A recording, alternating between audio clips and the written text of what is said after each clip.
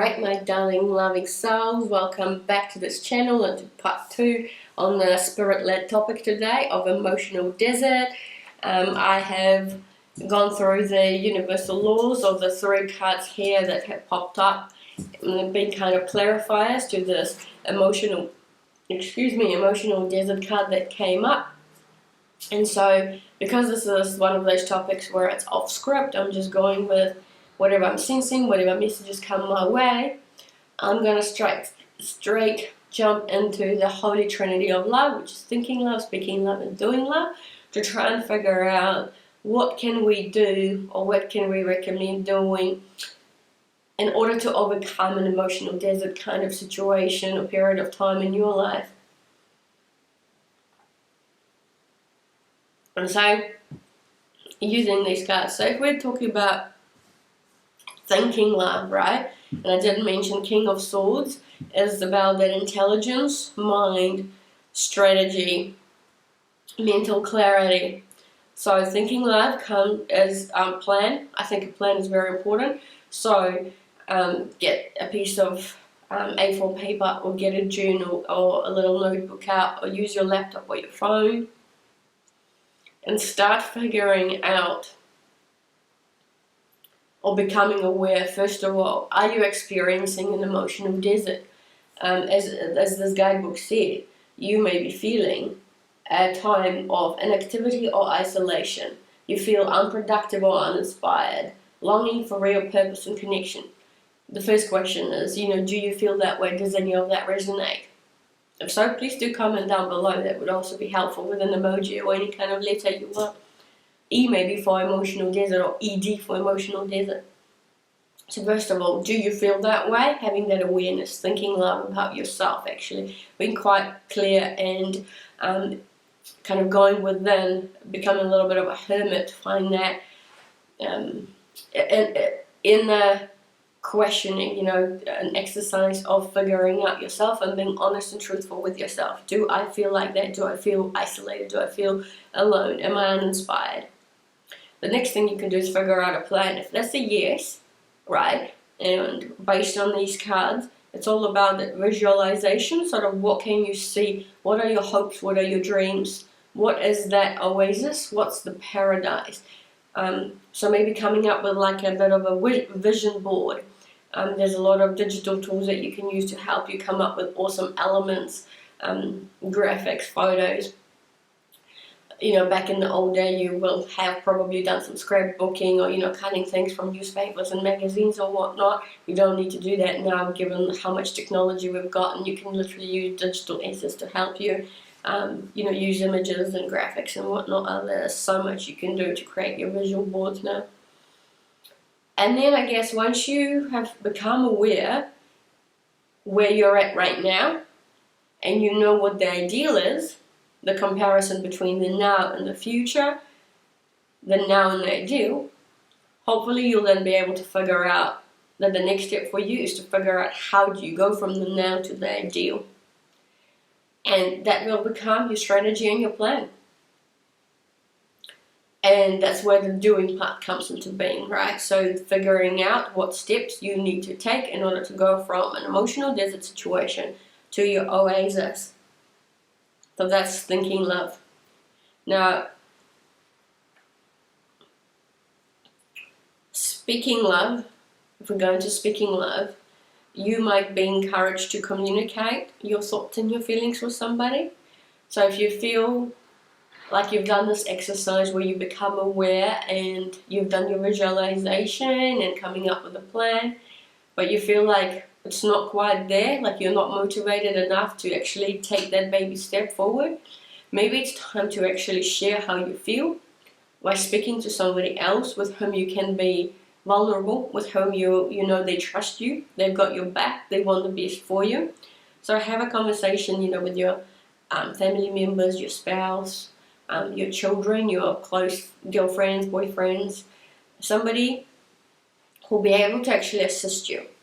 And likewise, if you're in a really, really low frequencies, do not hesitate to reach out to some professionals out there who might be able to help you with figuring out, the sense of connection, belonging, purpose, life purpose and, you know, talking through those aspects. That may be the clarity, the mental clarity that you need. You know, having those conversations may result in you having the mental clarity that you need and the path that you need to take forward. Speak about your plan. If you do find yourself having a really good, you know, brainstorm session and you come up with a plan, but it might encourage you to actually talk to somebody, because it may require teamwork, and i.e. you can't do it by yourself, but it might actually help you working alongside other people, a group of friends or a group of even strangers. You know, you can reach out to strangers now in your like little community via Facebook community groups or Neighborly or other community groups, wherever you might be. Just reach out to those and post a little message, be like, hey, I have this project in mind, or I would like to achieve XYZ, but I am looking for like-minded people of a size of like 3, 5, 10, whatever your group might be. So you're just wanting to start a book club or whatever for like a social purpose, as an example, because you know that might bring you a lot of joy and happiness. You know, reach out to the community out there. Make a post, people will come and people will respond.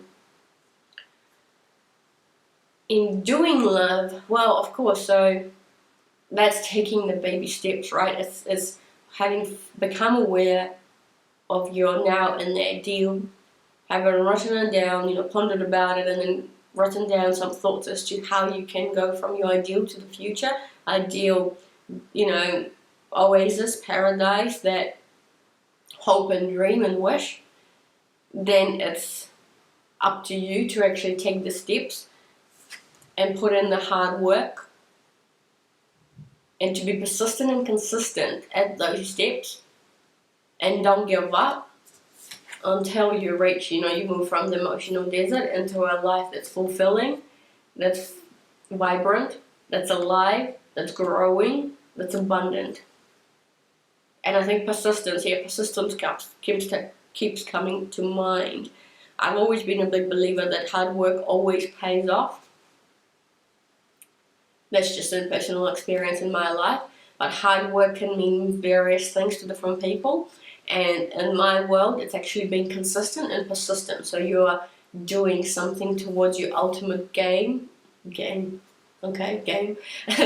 your ultimate goal, towards your ultimate reward, that paradise that you have in your own mind. And hopefully you've written it down, or you'll have a visual board to look at it on a regular basis. There's been persistent and moving towards that ultimate vision that you have in mind. The more you do it, the more likely you will attain your ultimate result.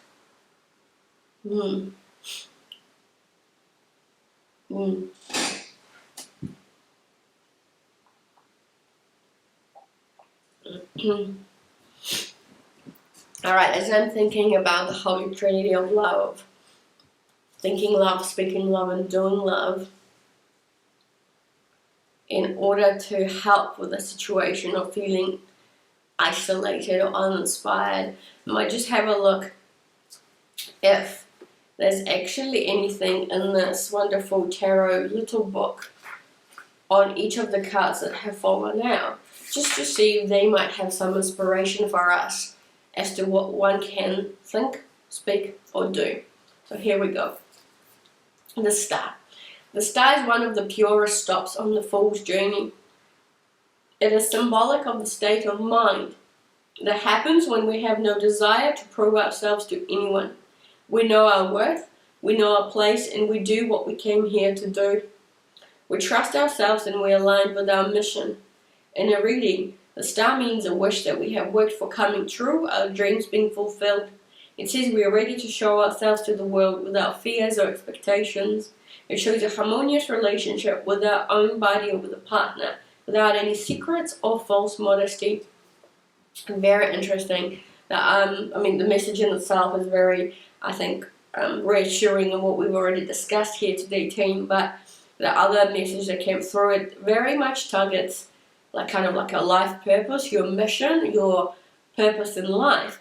And I do wonder whether one reason for the emotional desert in your life could be the fact that you are moving through a time, whatever your age is, and it could be that you are not feeling as if you are fulfilling your life purpose or your life mission or missions, and as a result of that, you have found yourself in an emotional desert type scenario, and that you need to find that connection to your life mission. And thinking love, a prayer is an act of love in my world, so I suggest praying, or if you're not into praying, perhaps tap into yourself, touch your heart, because the heart's the bridge between the physical body and the spiritual body, in order to connect with your higher self. So feel yourself kind of on a spiritual level moving up and connecting with your higher self, and trust in whatever messages come through when you ask the question, what's my life purpose? What's my life mission? What's the next best thing I can do in order to align myself with my life purpose and with my life mission?